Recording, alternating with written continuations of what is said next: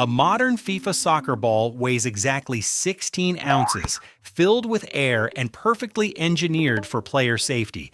But thousands of years before multi-million-dollar contracts, human beings played ball games that routinely caused massive internal bleeding, fractured bones, and blunt force trauma. Archaeological records reveal that long before synthetic leather, early civilizations kicked objects made of carved stone, tightly packed animal hair, and even human skulls. In Mesoamerica, athletes took direct hits from solid rubber balls weighing up to 9 pounds, traveling at 40 miles per hour, the physical equivalent of getting struck by a flying bowling ball. Today, we dig deep into the archaeological record to uncover how prehistoric people actually played football and the brutal reality of how few survived the match. Segment 1. Stones, Bladders, and Skulls. The Brutal Origins. Let's rewind the clock. Before we can even talk about the legendary blood-soaked death matches of the Americas, we have to look at the earliest evidence of human beings kicking objects for sport. If we travel to Scotland and look back 4,000 to 5,000 years, right into the heart of the Neolithic period, archaeologists have unearthed perfectly carved stone balls. Imagine trying to head a perfectly round piece of solid granite.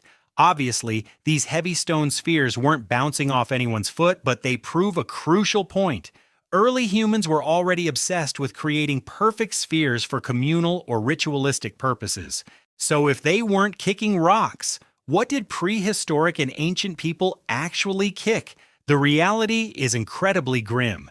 Before the invention of rubber, ancient tribes used whatever organic material was lying around. A wildly popular choice across early Europe and Asia? Inflated pig bladders. Sometimes they'd stuff animal skins with horsehair or feathers to give the ball some weight and prevent it from flying away in the wind.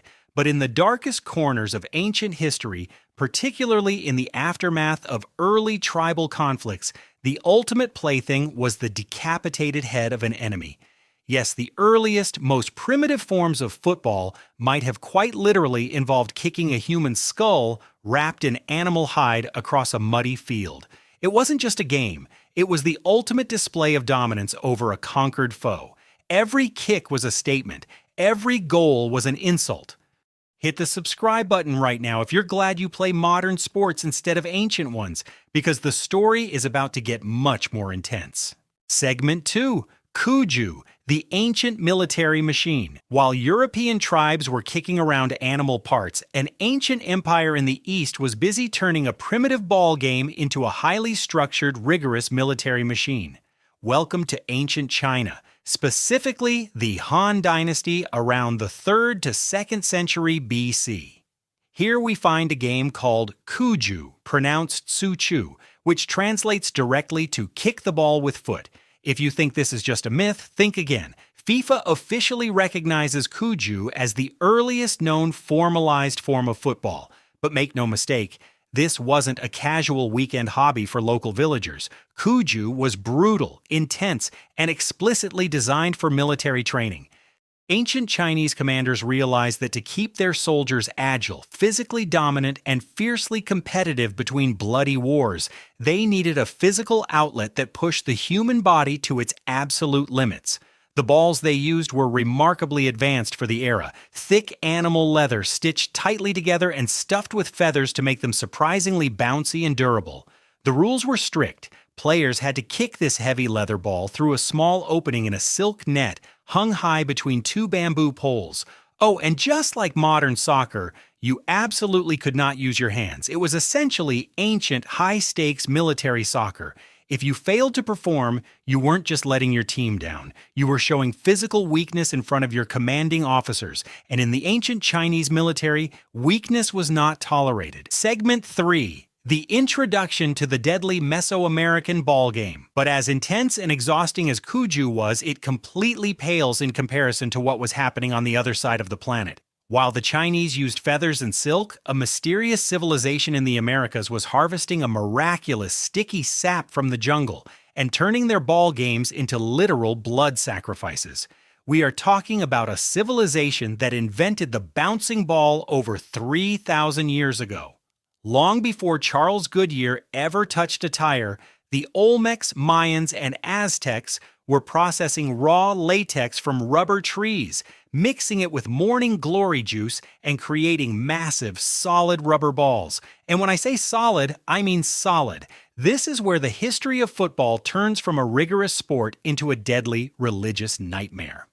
The Mesoamerican ballgame, known as Ollamaliztli by the Aztecs, was played on a massive stone court with high walls. The ball they used could weigh anywhere from 6 to 9 pounds, about 3 to 4 kilograms. I want you to pause and really think about that.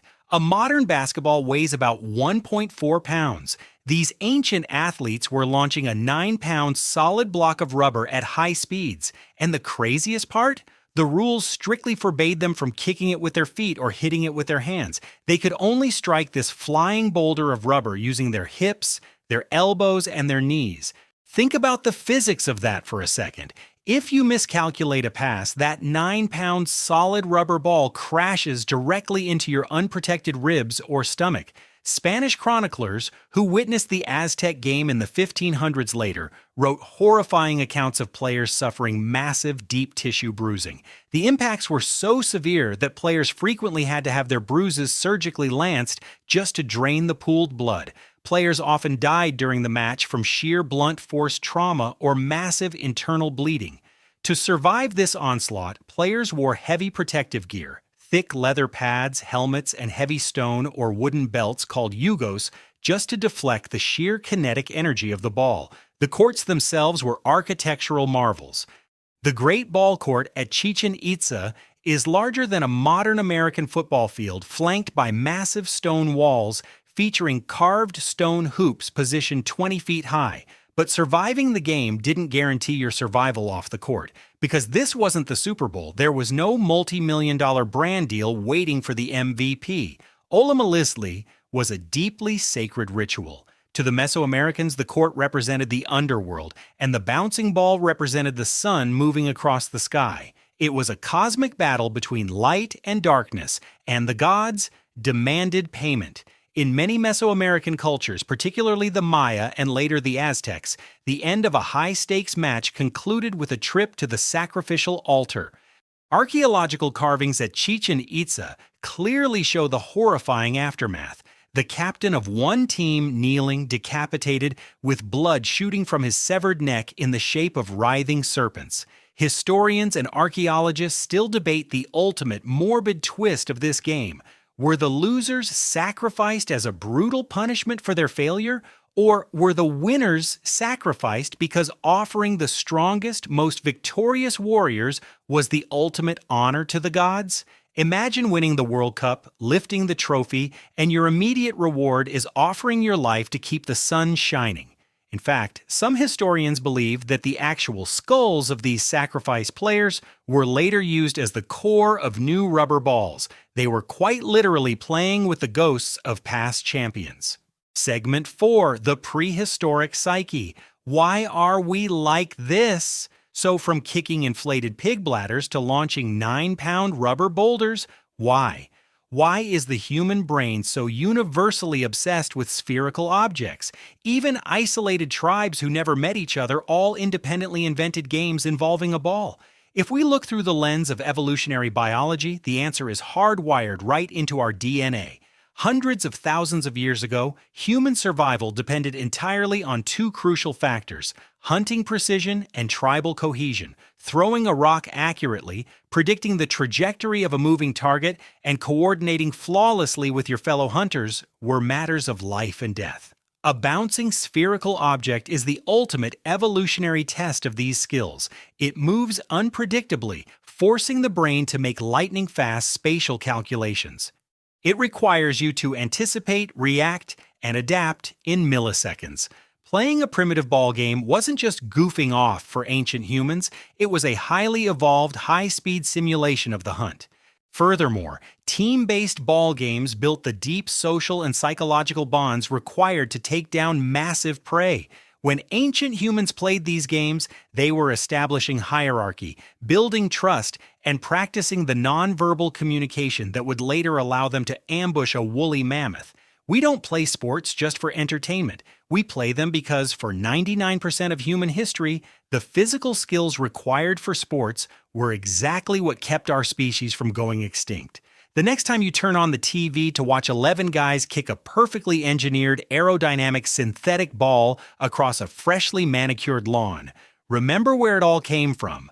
Modern sports are just the sanitized, heavily regulated versions of humanity's darkest, most primal rituals. We traded animal skins for polyurethane and sacrificial stone altars for golden trophies and champagne. But the core instinct? That desperate, burning desire to conquer the opponent, to control the sphere, and to prove your physical dominance to the roaring crowd, that hasn't changed in 5,000 years. Deep down under the bright stadium lights, we are still just ancient warriors battling for survival on the court. What is the craziest, most brutal ancient sport you've ever heard of? Let me know down in the comments below. And if you want to uncover more dark, hidden historical truths that they definitely didn't teach you in school, hit that subscribe button right now. See you in the next video.